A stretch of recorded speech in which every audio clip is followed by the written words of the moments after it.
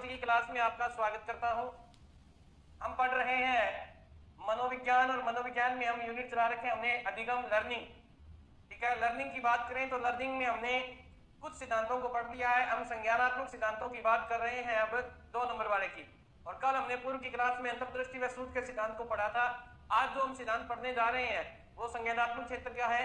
अगर बात करें सिद्धांत का नाम है सामाजिक, सिद्धांत का नाम सामाजिक अधिगम सिद्धांत। क्या नाम है? सामाजिक अधिगम सिद्धांत। जैसा कि नाम से आपको दिख रहा होगा कि हम समाज से बातों को सीखते हैं, इसीलिए सिद्धांत का नाम क्या दे दिया है? सामाजिक अधिगम का सिद्धांत। अगर बात करें इसके अन्य नामों की, किसके और क्या नाम हो सकते हैं, तो इसमें लगभग सामान्यतः देखें तो अनुकरण ही करते हैं, तो इस सिद्धांत को नाम ही दे देंगे अनुकरणात्मक सिद्धांत। अनुकरणात्मक सिद्धांत।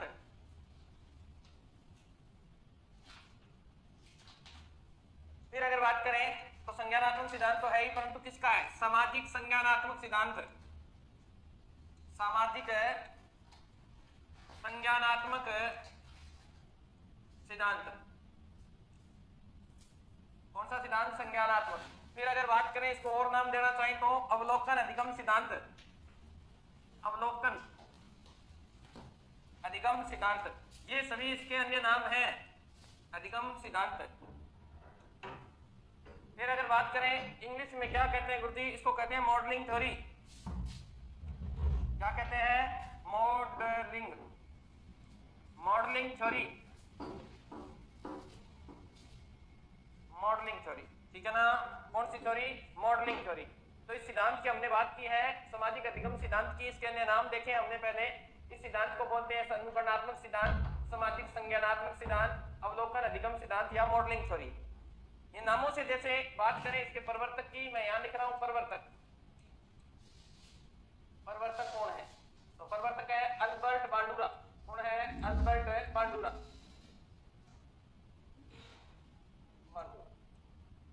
कहां के हैं? कनाडा के हैं। तो देखिए क्या नाम है, कैसे कैसे सिद्धांत काम करता है, जैसे नाम से स्पष्ट हो जाएगा सब बातें। देखो, सामाजिक का अर्थ है जिस समाज में हम रहते हैं वहां से अधिगम का मतलब सीखना। जिस समाज में हम रहते हैं वहां से हम बहुत सारी चीजों को सीखते हैं, बस यही सिद्धांत है। यही अल्बर्ट बांडुरा ने कहा कि हमारे आसपास का जो वातावरण होता है हम उस वातावरण से सीखते हैं। हम उन चीजों को सीख लेते हैं जो हमारे लिए क्या है? खुशी देती है, और उन चीजों को छोड़ देते हैं जो हमारे लिए दुख देती है। तो यानी हम किससे सीखेंगे? देखो, हम किसी को देखकर सीख लेते हैं। ये आपका कौन सा सिद्धांत है? अनुकरणात्मक। इसी सिद्धांत को कह देते हैं। ठीक है ना? अनु का मतलब होता है अनुकरण करना। जैसे कोई व्यक्ति आप देखते हो, कोई फिल्मी एक्टर है या आसपास के लोग हैं, वो कैसे कपड़े पहनते हैं, आप वैसे के वैसे कपड़े पहनना स्टार्ट कर देते हो, यानी दूसरे के व्यवहार को अपने जीवन में उतार लेते हो। उनके बोलने का जो स्टाइल है वैसे बोलना प्रारंभ कर देते हो। तो यहाँ कौन सा सिद्धांत काम करता है? यहाँ सामाजिक अधिगम का सिद्धांत काम करता है। इस सिद्धांत को बोलते हैं सामाजिक संज्ञानात्मक सिद्धांत। और मैंने संज्ञानात्मक शब्द आपको करवाया था, सामाजिक मैंने बता दिया। समाज के अंदर कोई भी वस्तु को देखते हैं तो जानने की प्रक्रिया, संज्ञान, जानने की प्रक्रिया होती है संज्ञानात्मक। तो संज्ञानात्मक की बात करें, सामाजिक संज्ञानात्मक सिद्धांत की बात हो रही है। तो सामाजिक का अर्थ हो गया समाज के अंदर किस प्रकार की क्रियाएं हो रही हैं, उनको जानने की प्रक्रिया क्या है, किस प्रकार लोग रहते हैं, किस प्रकार नहीं रहते। तो यह क्या हो जाएगा? संज्ञानात्मक सिद्धांत।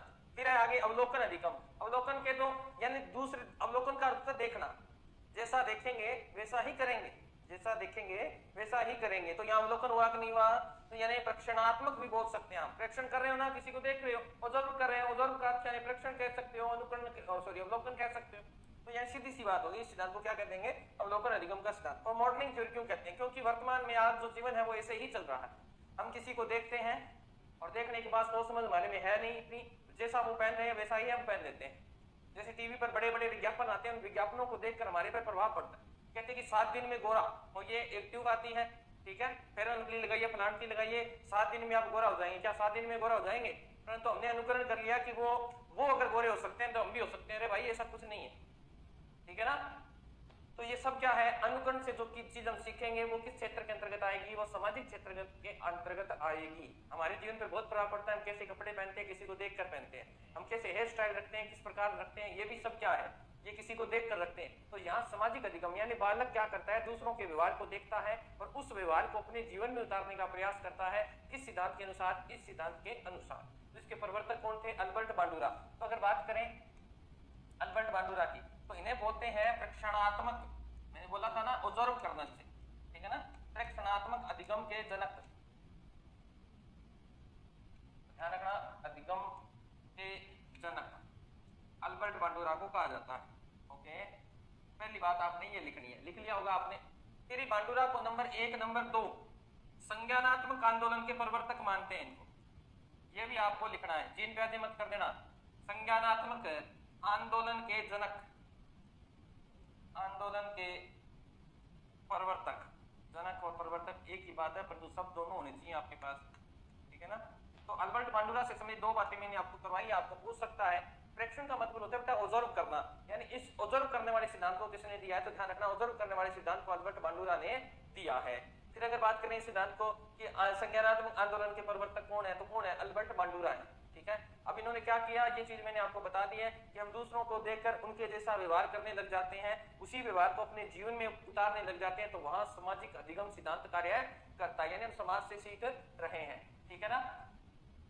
तो कौन सा सिद्धांत अपने जीवन में उतारते हैं, समाज द्वारा जो मान्य व्यवहार होगा ना उसे तो उतार लेंगे, समाज के मान्य व्यवहार को जीवन में उतारेंगे, समाज के मान्य व्यवहार, समाज के मान्य व्यवहार को जीवन में उतारने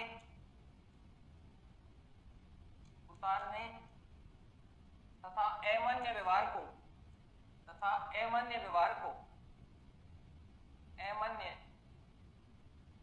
व्यवहार त्यागने के कारण, अमान्य व्यवहार को त्यागने के कारण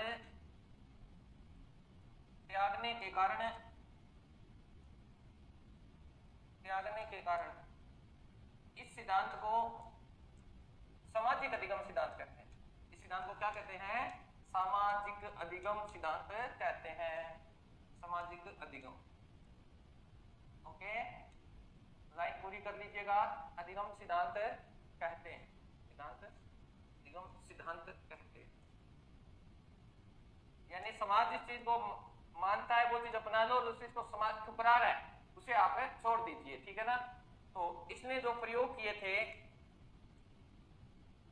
इसने अल्बर्ट बांडुरा ने प्रयोग करके सिद्ध किया था, तो अपन वो प्रयोग बता देते हैं आपको क्या किया था, ठीक है ना।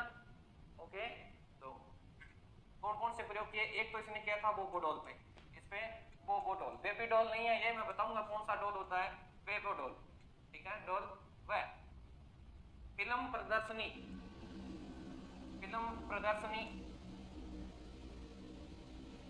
जीवित जोकर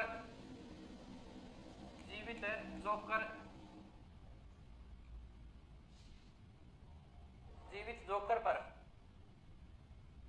प्रयोग करके सिद्ध किया,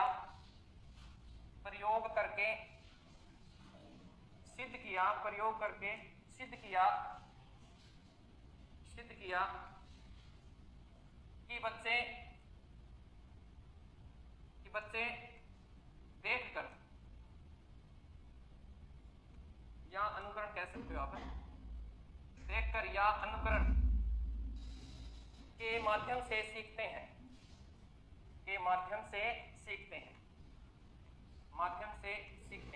अच्छी तरह से आपको ये बात देखनी है, मैं तीनों सिद्धांत करवा दूंगा, एक बार आप उतार लीजिए, इस चीज को उतार लें आप, ये सिद्धांत क्या है वो मैं तीनों आपको भी करवाने जा रहा हूँ। तो 3 पे किया, पहला तो किया बोबीडोल, दूसरा फिल्म प्रदर्शनी, और तीसरा जीवित जोकर। तीनों सिद्धांत, तीनों प्रयोग जो किए थे वो आपको अभी करवा दूंगा, ठीक है। आप उतार लीजिए इसको,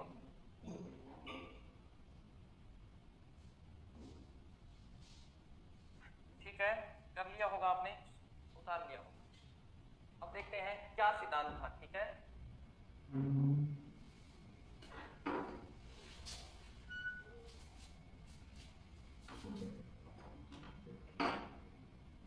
ऐसा एक आपने गुड्डा सा देखा होगा, ठीक है ना, ऐसा आपने गुड्डा सा देखा होगा, इस गुड्डे के यहाँ पता नहीं क्या डाला जाता है, ये आप कभी भी किसी भी बॉक्सिंग जो होता है ना, बॉक्सर जो जिम वगैरह होती है वहां इस तरह का गुड्डा रखा होता है, इसे बोलते हैं बोबोडोल। क्या बोलते हैं, बोबोडोल। इसके जैसे पंच मारते हैं ना, मुक्का मारते हैं, तो ये गिरता नहीं है, ये वापस खड़ा हो जाता है अपने आप ही। तो यहाँ पर इसमें पानी वगैरह होता है तो इसे गिरता नहीं है, ऐसा आपने गुड्डा देखा होगा, उस पर प्रयोग किया था, क्या प्रयोग किया था बता देते हैं। एक ऐसी फिल्म दिखाई बालकों को, ऐसा बोबोडोल यानी फिल्म के माध्यम से दिखाया कि ऐसा एक गुड्डा था, ठीक है। और यहाँ पर कुछ बच्चों को लेकर जाते हैं, ये लीजिए कुछ बच्चे हैं हमारे पास, इन बच्चों को इसके बारे में दिखाया जा रहा है। ये हमने ये बच्चे ले लिए हैं, ठीक है।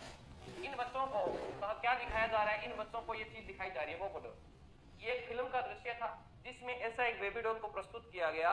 ये बोबो डॉल था, इसके कुछ बच्चे क्या कर रहे थे, इसके जोर जोर से मार रहे थे, ठीक है। मुक्का मारे थे, कोई मुंह पे मार रहा था, कोई क्या कर रहा था, इसके हाथों को खींच रहा था, कोई इसके बालों को खींच रहा था, ठीक है। आपने देखा होगा ऐसा पार्टी वगैरह में भी रखा होता है। तो इस तरह का गुड्डे के साथ ऐसी कोई इसकी गर्दन को घुमा रहा था, कोई इसकी गर्दन को तोड़ रहा था, कोई इसके ऊपर झूल रहा था, यानी अलग अलग प्रकार की क्रियाएं कर रहे थे। इस चीज को ऑब्जर्व कौन कर रहे हैं, ये बालक कर रहे हैं। ये क्या कर रहे हैं, ये बालक देख रहे हैं। दिखा दिया बालक को, ऐसा हम भी देखते हैं। बालकों को ये चीज दिखाने के बाद कुछ समय बाद ऐसा ही बेबी डॉल उनके सामने प्रस्तुत किया गया। जैसे ही प्रस्तुत किया गया, बालकों ने वही प्रतिक्रिया की जैसी उन्होंने देखी थी। कोई बालक उसके ऊपर चढ़ गया, कोई उसके मुक्का लगाने लगा, कोई उसके बालों को खींचने लगा, कोई उसकी नाक को तोड़ने लगा, कोई उसके हाथ को खींचने लगा।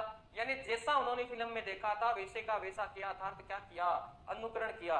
यही कहता है बांडुरा कि समाज में हम उन चीजों को देख लेते हैं, फिर वैसा ही करने का प्रयास करते हैं। पहला प्रयोग था जिसमें बालकों ने क्या किया, अनुकरण किया। ये क्या था, ये बोबो डॉल था। आप कुछ भी लिख लीजिएगा, आपके समझ में जैसा आए वैसा लिख लीजिए, कोई दिक्कत नहीं है। आपको याद करना है, आपको याद करना है, ठीक है ना। बालकों ने क्या किया है, बालकों ने किया है अनुकरण। बालकों ने जैसा किया वैसा ही किया, अनुकरण। चलिए कोई दिक्कत नहीं। अब बालकों को हम दिखाएंगे, इधर ये लीजिए, बालकों को हम दिखा रहे हैं क्या, फिल्म। बालकों को दिखा रहे हैं फिल्म। यानी अगर बात करें बालकों को फिल्म दिखाई गई, फिल्म प्रदर्शनी वाला प्रयोग कर रहे हैं। ये क्या थी, ये फिल्म दिखाई गई है बालकों को, फिल्म प्रदर्शनी, ठीक है, प्रदर्शनी। अब ये बालक किसको ऑब्जर्व कर रहे हैं, इसको देख रहे हैं, इन फिल्मों को देख रहे हैं। बांडुरा ने निर्धारित किया इस फिल्म दिखाने के बाद बालकों को इनमें से, मान लीजिए इनको फिल्म दिखाई गई, पहले सबसे पहले कौन सी फिल्म दिखाई गई, इनको आक्रामक फिल्म दिखाई गई। आक्रामक फिल्म की बात करें तो लड़ाई झगड़े वाली फिल्म दिखाई गई, आक्रामक फिल्म। क्या की, आक्रामक फिल्म दिखाई। तो आक्रामक फिल्म देखने के बाद इनको पूछा गया कि आप बताओ बेटा आपको किस किस को पसंद आई।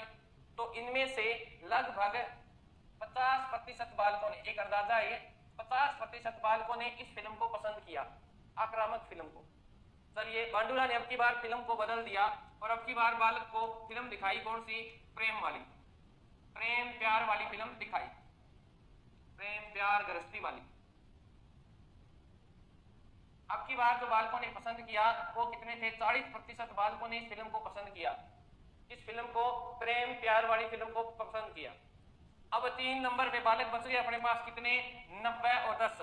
10% वो बालक बच गए, 10% बच्चों ने ना तो क्रोध वाली फिल्म को पसंद किया, ना ही प्रेम वाली फिल्म को पसंद किया। 10% बच्चों ने, ठीक है, कोई भी फिल्म पसंद नहीं की, कोई भी फिल्म पसंद नहीं की, फिल्म पसंद नहीं की। इसी आधार पर पसंद नहीं, इसी आधार पर बांडुरा ने निर्धारण किया। देखो कैसे, बांडुरा ने बताया कि इनमें से जिन बालकों ने आक्रामक फिल्म पसंद की, आक्रामक का मतलब साउथ वाली लड़ाई यारी, टुट्टी मारी यारी, ठीक है, मिथुनारी फिल्मा, ठीक है ना, वो होते हैं ना, जैसे साउथ वाली फिल्मों में से लात घुमाते हैं तो आंधी चल जाती है, एक मुक्का मारते हैं तो बंदा 4-5 किलोमीटर दूर जाके गिरता है ना। गाली गलौच वाली फिल्में, ठीक है ना, ऐसा मुक्का मारते हैं छाती से बाहर निकल जाता है, ऐसे मारते हैं तो दांत सारे बाहर निकल जाते हैं। ऐसी फिल्में जिन बालकों ने पसंद की, बांडुरा ने बताया कि उनके घर का आसपास, घर का और उनके आसपास के समाज का जो वातावरण है वो लड़ाई झगड़े वाला है। जैसा बालक देखेगा, अनुकरण करेगा, वही उसकी पसंद हो जाएगी। अनुकरण करते हैं ना बालक, तो अनुकरण के माध्यम से बांडुरा ने बता दिया कि जिस प्रकार की फिल्में बालक पसंद कर रहे हैं, इसका अर्थ सीधा सा है कि वो बालक जो गुस्से वाली फिल्में देख रहे हैं, उनके घर का और आसपास का जो वातावरण है वो प्रेम भरा नहीं है, क्रोध वाला है, लड़ाई झगड़ा होता रहता है, तो उन्होंने उन्हीं का अनुकरण किया है। जिन बालकों ने प्रेम प्यार गृहस्थी ऐसी फिल्म को पसंद किया, यानी हम साथ साथ हैं, हम आपके हैं, कौन, हम तुम्हारे हैं सनम, हम आपके दिल में रहते हैं, ठीक है ना। तो ऐसी फिल्में जब बालकों को दिखाई गई, तो जिन बालकों ने ऐसी फिल्मों को पसंद किया, तो बांडुरा ने बताया कि ऐसी फिल्म को पसंद करने वाले जो लोग हैं, जो बालक हैं, उनके घर में प्रेम खुशी वो साथ साथ रहते हैं, ठीक है ना। तो उनमें सहयोग की भावना है, तो फीलिंग्स हैं, तो वो बालकों, इनके घर के आसपास का वातावरण, घर का वातावरण बड़ा प्रेम पूर्वक है, तो उन बालकों ने उस फिल्म को पसंद किया। अब ये 10% बालक कौन से हैं? तो 10% बालक वो थे जिन्हें न तो आक्रामक फिल्म पसंद आई और ना ही प्रेम कहानी पसंद आई। तो पांडुरा ने बताया कि ये वो बालक हैं जिनके न तो घर पे ध्यान दिया जाता है, न स्कूल में ध्यान दिया जाता है, न समाज में ध्यान दिया जाता है। ये वो बालक ग्रसित बीमार बालक कह सकते हैं, जिन पर कोई ध्यान, कोई माता पिता ध्यान नहीं देता। तो 10% बालक वो थे जिन्हें ना तो आक्रामक फिल्म पसंद आई, ना उन्हें प्रेम वाली आई। तो यानी अनुकरण के द्वारा हम समाज को एनालाइज कर सकते हैं, छोटी सी चीज के अंदर ऑब्जर्व करके हम बता सकते हैं बालक का व्यवहार ऐसा क्यों है। 2 सिद्धांत हो गए। तीसरा सिद्धांत मैंने आपको बताया था, इन्हीं बालकों को लेना है अपने को, तो मैं यहाँ छोटा कर देता हूँ इनको। ये लीजिए, बालक कहाँ जा रहे हैं? ये लो, ये नीचे आ जाओ, नीचे आ जाओ।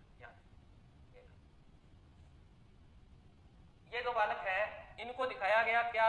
एक जोकर दिखाया गया भाई। इन्हें क्या दिखाया गया? एक जोकर दिखाया गया। आपने देखा होगा शादी वगैरह में आपने देखा होगा, ये जो जीवित जोकर है, कौन सा है? जीवित जोकर पर प्रयोग किया था। तीसरा प्रयोग है भाई ये। पांडुरा ने 3 प्रयोग किए, तीनों करवा रहा हूं। जीवित जोकर पर यह प्रयोग किया गया। आपने देखा होगा, जोकर देखा होगा, जोकर की जो वेशभूषा है वो आपने देखी होगी, रंग बिरंगी होती है। वो नाक पे एक बॉल को लगा लेता है, गालों को लाल कर लेता है, व्हाइट कर लेता है, होठ लाल कर लेता है, टोपी एक तिकोनी टोपी लगा लेता है, उस पे एक बेलून लटक रहा होता है, ठीक है। उसके हाथ में एक छड़ी होती है, जैसे हाथ मिलाते हैं ऐसे, तो ऐसे कर लेता है, जब ऐसे करते हैं तो फिर वो ऐसे कर लेता है, यानी मजाक के रूप में।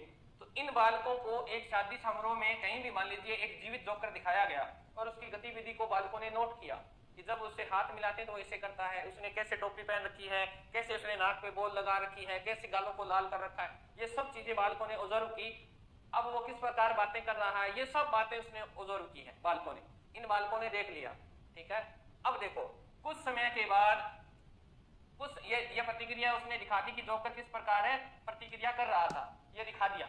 अब कुछ समय के बाद जैसे ही जोकर की ड्रेस बालकों के सामने प्रस्तुत की गई, क्या की गई? जोकर की वेशभूषा, जोकर वेशभूषा प्रस्तुत की बालकों के सामने, तो बालकों ने वैसा ही किया। किसी ने वो जैसे उसने नाक पे बॉल लगा रखी थी वैसे ही नाक पे बॉल लगा दी, जैसा उन्होंने देखा था। जैसे उसने यहाँ गाल को लाल कर रखा था तो उसने भी गाल को लाल कर लिया, व्हाइट कर लिया ऐसे, ठीक है। होठों को लाल कर लिया, टोपी थी टोपी ऐसे पहन ली, वो बलून यहाँ लटका लिया, हाथ में छड़ी ले ली। जिस प्रकार उन्होंने बालक ने जीवित जोकरों को देखा वैसी ही प्रतिक्रिया की। जैसे उससे हाथ मिलाते वो ऐसे कर देता, ऐसे करते तो वो ऐसे कर देता, यानी बालकों ने उसका क्या किया? बालकों ने उसका अनुकरण किया है। बालकों ने क्या किया है? अनुकरण किया है। तो पांडुरा ने कहा कि कितने ही प्रयोग कर लीजिए, मैं आपको सीधा सा एक फॉर्मूला बता दिया है कि बालक जो कार्य को सीखता है वो अनुकरण के माध्यम से सीखता है। ये था किसका प्रयोग है? पांडुरा के तीनों प्रयोग मैंने आपको करवा दिए हैं, ठीक है ना। ये तीनों प्रयोग हो गए ना, ये हो गया बोबो डॉल वाला, ये फिल्म प्रदर्शनी वाला, और ये जीवित है जोकर वाला। तो आपको समझ में आ गया। तीनों सिद्धांतों में देख लो सही, तीनों सिद्धांतों में बालक अनुकरण कर रहे हैं, जैसा देख रहे हैं वैसा ही बाद में करने का प्रयास कर रहे हैं, ओके, वैसा ही बाद में करने का प्रयास कर रहे हैं। तो आपको समझ में आ गया होगा ऐसा, ठीक है सर। तो सिद्धांत आप अपने हिसाब से लिख लेना, अगर लिखना चाहो तो तीनों तो लिख नहीं पाओगे, एक लिख लो, बेबी डॉल लिख लो, कोई सा भी लिख लो ना। तो बेबी डॉल कुछ बच्चों को लिखना है तो लिख लीजिए, बोल देता हूं। कुछ बच्चों को ऐसे दृश्य दिखाए गए जिनमें कुछ बच्चे बोबो डॉल के बालों को खींच रहे थे, उसको मार रहे थे, उसके हाथों को तोड़ रहे थे, उस पर चढ़कर सवार हो रहे थे। कुछ समय के बाद बालकों के सामने जब बेबो डॉल प्रस्तुत किया गया तो बालकों ने वही अनुक्रिया की जो उन्होंने देखी थी। कुछ बालक बेबो डॉल के बालों को खींचने लगे, कुछ बालक बेबो डॉल के हाथों को तोड़ने लगे, कुछ बालक बेबो डॉल पे सवार हो गए, कुछ बालक बेबो डॉल को पीटने लगे। अर्थात बालकों ने देखी हुई वस्तु का अनुकरण किया, ठीक है। ये एक सिद्धांत लिख लो, बाकी आपके दिमाग में होना चाहिए कि ये सिद्धांत क्या है, आपको अच्छी तरह से करवा दिया है। नेक्स्ट देखते हैं, नेक्स्ट में आपको लाइन लिखनी है, बांडुरा को थॉर्नडाइक पुरस्कार मिला था 1993 में। बांडुरा, ठीक है ना, वो लिख लो, इंपॉर्टेंट हो सकता है, पूछ सकता है किस विषय पे मिला था। तो लिखो बांडुरा को महिला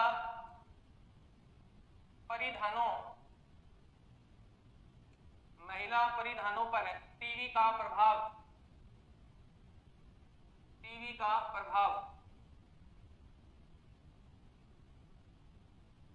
ठीक है ना, महिला परिधानों पर टीवी का प्रभाव। एक लेख लिखा था इन्होंने कि जो महिलाएं होती हैं, आपने देखा होगा, उन पे टीवी के जो सीरियल आते हैं उनका बहुत प्रभाव पड़ता है। तो इस पर उन्हें थॉर्नडाइक पुरस्कार मिला था। अनुकरण करती है ना महिलाएं, सबसे ज्यादा अनुकरण महिलाएं करती हैं कि कैटरीना ने कौन से कपड़े पहने शादी में, वैसा ही लांचा मैं लेके आऊंगी, वैसी सलवार मैं सिलाऊंगी, उसके बाल कैसे हैं वैसे ही मैं करूंगी, है ना, उसने नेल पॉलिश कौन सी लगाई है मैं भी वैसी ही लगाऊंगी। तो सबसे ज्यादा जो फॉलो करते हैं वो महिलाएं करती हैं। तो ये इन्होंने लेख लिखा था, बांडुरा को महिला परिधानों पर टीवी का प्रभाव वह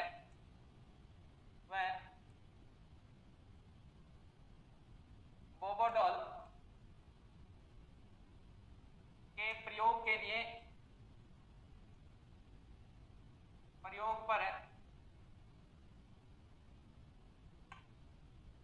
पर 1998 में थॉर्नडाइक पुरस्कार मिला।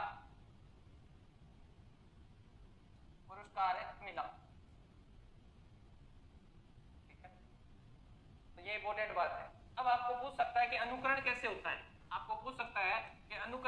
है, क्योंकि मेन ऊपर अपने एक ही चीज सीखी, तीनों सिद्धांतों में बालकों ने किया अनुकरण, ठीक है। तो यहाँ पूछ सकता है कि अनुकरण द्वारा सीखने की प्रक्रिया बताओ मेरे को। अनुकरण द्वारा सीखने की प्रक्रिया कैसी होती है, चलिए हेडिंग लगा लीजिएगा, अनुकरण द्वारा सीखने की प्रक्रिया। तो सबसे पहले जब अनुकरण करते हैं किसी भी वस्तु को जब आप देखते हो तो बड़ा ध्यान से देखते हो, अटेंशन। सबसे पहले क्या जरूरी है, अटेंशन, जिसे हिंदी में क्या बोलते हैं, अवधान। क्या बोलेंगे, अवधान। यानी यहाँ लिख लीजिएगा इसको कि निरीक्षक का ध्यान आकर्षित करने के लिए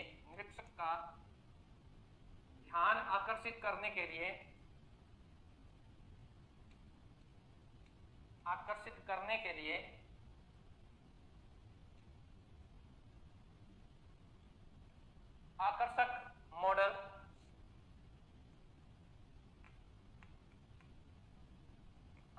मॉडल रोचक विषय वस्तु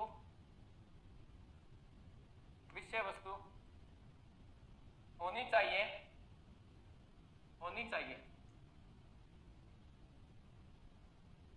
कि किसी का ध्यान आकर्षित करना है, आपको अपनी तरफ अट्रैक्शन करना है, तो आप जो चीजें कर रहे हैं, यानी मॉडलिंग थ्योरी इसीलिए तो कहा है कि आप जो पढ़े वो आपका आकर्षक जो मॉडल है वो कैसा होना चाहिए, अलग होना चाहिए, सबसे आकर्षक होना चाहिए, अट्रैक्शन कर रहा हो आपको, तो विषय वस्तु अब आपकी रोचक होनी चाहिए, तभी आप ध्यान आकर्षित कर पाएंगे, पहली बात। दूसरी बात करें, किसी वस्तु को जब ऑब्जर्व करते हो तो पूरा ध्यान से देखते हो ना, गौर से, वही आपका कौन सी प्रक्रिया है, अवधान की प्रक्रिया है। तो ये आपको मैंने बता दिया है। नेक्स्ट 2 नंबर पे है आपकी धारणा। पहले आएगा अवधान, 2 नंबर पे आएगी आपकी धारणा। आपने देखने के बाद आपने धार लिया कि मुझे तो ये कार्य करना है। अब कैसे धारते हैं, यानी किसी चीज को ऑब्जर्व कर रहे हैं, गौर से देख रहे हैं, फिर माइंड में उसकी छवि बन जाती है, फिर आपने कर लिया कि मुझे तो ये काम ऐसे करना है, मैंने सीख लिया ऐसे होगा, तो ये आपकी क्या है, एक धारणा है। तो धारणाओं को लिख लीजिएगा यहाँ पे। धारणा में आपको लिखना है व्यक्ति अपने व्यवहार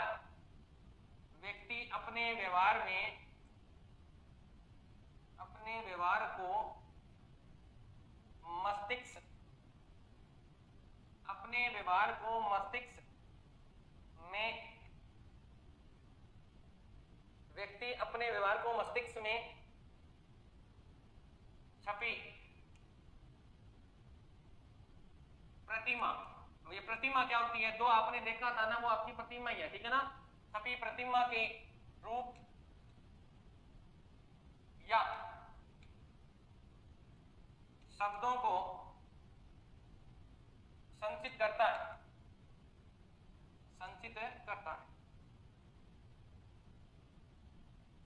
सीधा सा अर्थ क्या हुआ देखो, व्यक्ति अपने व्यवहार में, जैसे व्यक्ति की जो व्यवहार है व्यक्ति का, उस व्यवहार में व्यक्ति क्या कर रहा है, यानी उसने किसी चीज को देखा, देखने के बाद माइंड में एक स्टोरेज, एक छवि बना ली, कुछ शब्दों को अपने रूप में यूज कर लिया, तो मान लीजिए उसने यहाँ स्टोर कर लिया। अब उसके बाद में क्या बन गई, उसकी धारणा बन गई कि ये काम ऐसे ही होगा। जैसे हमारे दिमाग में एक चीज बनी हुई है कि जैसे हम किसी लाल कपड़े को या लाल वस्तु को देखते हैं तो हम ये सोच लेते हैं खतरा है।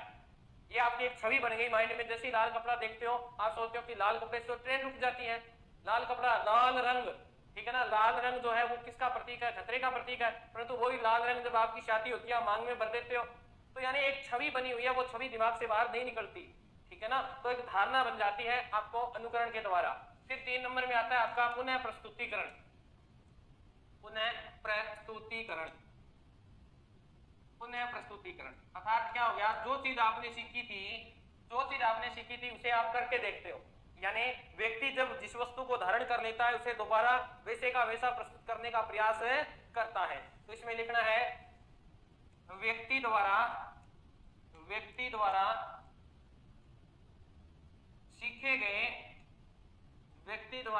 सीखे गए व्यवहार को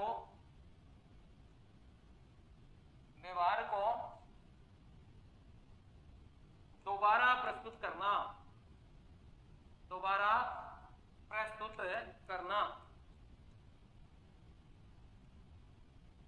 क्या करेंगे, प्रस्तुत करेंगे। और जैसे ही आपने दोबारा वस्तु को बनाया, ठीक है ना, एक उदाहरण से समझा दूंगा सब। पहले ये लास्ट है इसका पुनर्बलन, क्या हो जाएगा, पुनर्बलन, ये रह यहां आएगा पुनर्बलन। पुनर्बलन का अर्थ होता है कि व्यवहार का पुनः प्रस्तुतिकरण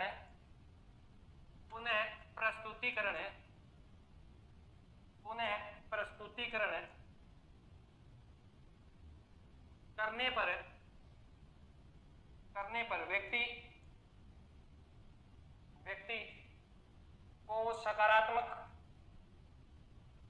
या तो रिजल्ट पॉजिटिव आएगा या नेगेटिव आएगा, दो ही चीजें हो सकती है, सकारात्मक या नकारात्मक पुनर्बलन मिलता है। ये चीजें मैंने आपको पीछे सिखा दी हैं, सकारात्मक और नकारात्मक पुनर्बलन अच्छी तरह से आपको करवाया मैंने, स्किनर वाले में वहां देख लीजिएगा। पुनर्बलन प्रदान करना, एक उदाहरण देखेंगे, एक उदाहरण से समझाने का प्रयास करता हूं, समझ लीजिएगा ये चारों चीजें आपको कैसे याद करनी है। मान लीजिए ये कोई महिला है, ठीक है, ये किसी दूसरी महिला के घर गई है। हमने इसी के सिद्धांत को अपना लिया क्योंकि इन्होंने महिलाओं पे तो किया था। ये किसी दूसरी महिला के घर गई है। अब जैसे ही दूसरी महिला के घर गई, वो महिला क्या कर रही थी, भोजन पका रही थी। ये महिला क्या कर रही है, ये महिला भोजन पका रही है, ठीक है ना, ये महिला भोजन बना रही है। और ये भोजन में क्या बना रही है, ये महिला उसे ऑब्जर्व कर रही है। यानी अगर बात करें, मान लीजिए अपने प्रचलित है क्या, कढ़ी, ये क्या बना रही है, कढ़ी बना रही है। इस महिला ने इसको ऑब्जर्व करना प्रारंभ कर दिया। सबसे पहली जो क्रिया की उसने बड़ी ध्यान से देख रही है, देखने का अर्थ है पहला क्या हो जाएगा, अनुकरण कर रही है। तो सबसे पहले क्या करेगी, अवधान करेगी, देखेगी कि महिला ने क्या किया। तो महिला ने सबसे पहले लस्सी, ठीक है ना, छाछ ली, उसमें आटे को मिक्स किया। इसने इसे अच्छी तरह से गौर करिए, एक एक चीज, अवधान का अर्थ होता है एक एक चीज को नोट करेगी। उसने किया, उसको उसने मिला लिया और काफी देर उसको छोड़ दिया। अब उसने प्याज वगैरह कट वगैरह किए हैं, उसने तेल चढ़ाया है, उस तेल में प्याज डाल दिए हैं, ठीक है, और फिर उसने ये जो घोला हुआ मटेरियल था वो उसके अंदर डाल दिया। महिला ने अच्छी तरह ऑब्जर्व किया है और फिर इसको उसके अंदर कड़छी चलानी प्रारंभ कर दिया। महिला एक एक चीज को नोट कर रही है, वो होता है अवधान, जब वस्तु को पूरा गौर से देखा जाए। महिला ने देख लिया कैसे किया, और अंत में जब उसने देखा कि कड़ी पकती कैसे, तो उसने सुगंध लेके देखी कि हाँ कड़ी पक गई है। अब उसने क्या किया, उसके अंदर कड़ी पत्ता डालना था, मेथी डालनी थी, धनिया डालना था, जैसा सब कुछ है डाल दिया, और उसके ऊपर बाद में उसने छमका लगा के तैयार करके कड़ी को रख दिया है।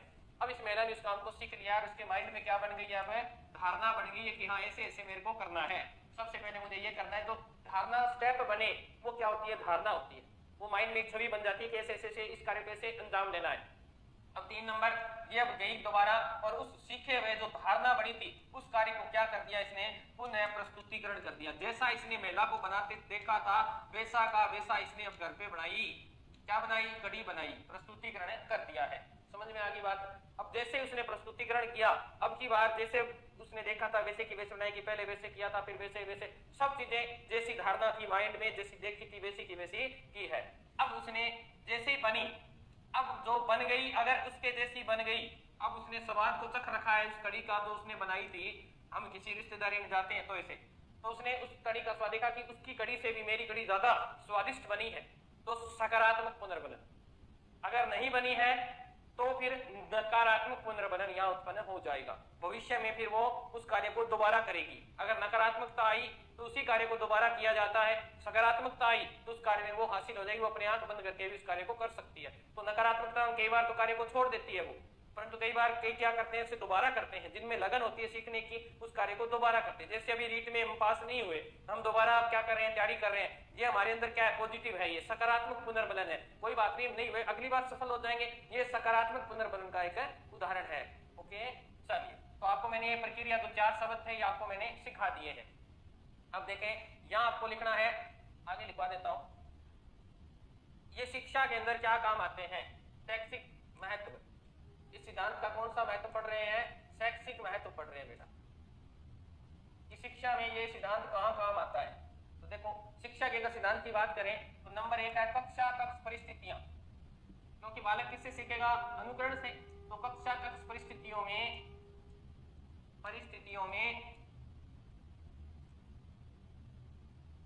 कक्षा कक्ष परिस्थितियों में बालक के सामने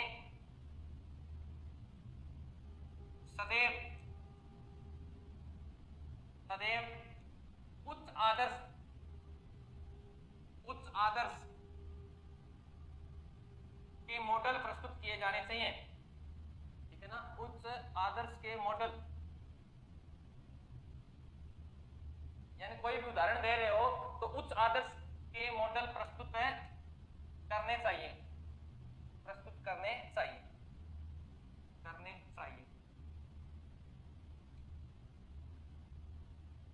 क्या बात कही है कि जैसे, क्योंकि बालक किससे सीखता है, अनुकरण से सीखता है। आप कक्षा के अंदर ध्यान रखना, कभी भी आप मॉडल को प्रस्तुत करो, कोई भी मॉडल है, मॉडल का मतलब होता है जिसकी हमें आदर्श रखना है किसी को। जैसे हम गांधी जी को आदर्श रखते हैं तो उच्च मॉडल है ना, हिंसा नहीं करनी चाहिए, उच्च मॉडल है। मदर टेरेसा को रखते हैं तो करुणा एक उच्च मॉडल है उनमें। तो ऐसे आदर्श तो प्रस्तुत किए, परंतु आप हिटलर को नहीं रख सकते। क्यों, हिटलर क्या था, क्रूर था, तानाशाही थी। तो ऐसा मॉडल प्रस्तुत नहीं करना है, उच्च आदर्श को प्रस्तुत करना है जो समाज के लिए क्या हो, अच्छा हो, है ना। तो उच्च मॉडल यानी गुंडागर्दी वाली बात थोड़ी कर देंगे। आप वीरप्पन का उदाहरण दे दोगे क्या, नहीं दे सकते, क्योंकि अगर आपने वीरप्पन का उदाहरण दे दिया तो बालक तो अनुकरण करता है, बालक उस दिशा में मुड़ जाएगा।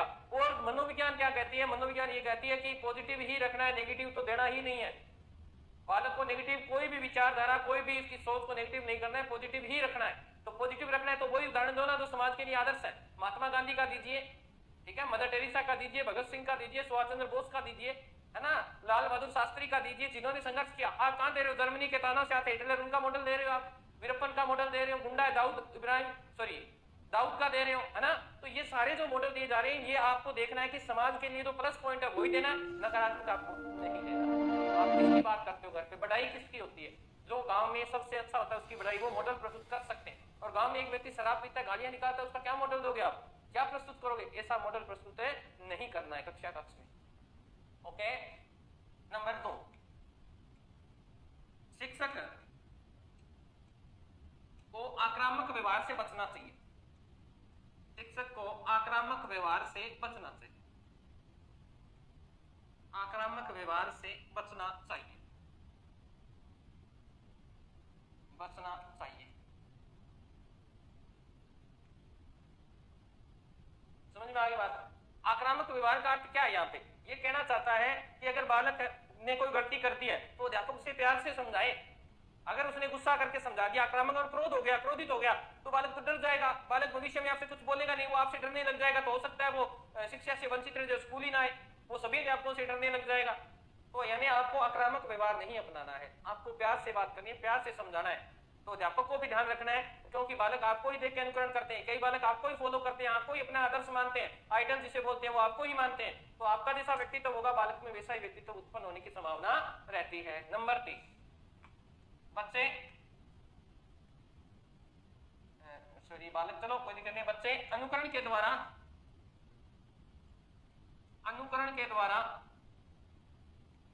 ज्यादा सीखते हैं,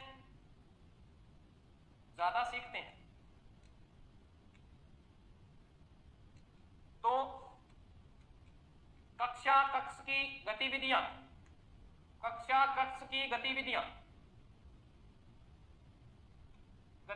अनुकरणात्मक हो, गतिविधियां ज्यादा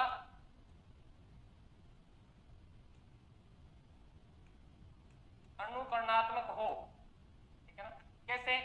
जैसे हम छोटे थे, पहली क्लास में थे, हमने अनुकरण किया था। जैसे हमारे सामने कोई बोलता था एक दूनी दूनी, पीछे हम बोलते थे एक दो दूनी, ऐसे बोलते थे ना, तो बालक अनुकरण करता है, ए फॉर एप्पल, ऐसे अनुकरण करता है। तो अनुकरण ज्यादा से ज्यादा कक्षा के अंदर वो एक्टिविटीज रखें जिसमें अनुकरण किया जाए। जैसे अगर किसी को जोड़ करवाया जाए तो बालकों से बुलवाएं, अब वो अनुकरण करेगा तो वो जल्दी सीखेगा, है ना। बोर्ड में हम बोलते थे ऐसे, आपको याद होगा, ठीक है ना। नंबर 4, विद्यार्थियों में सब प्रभावशीलता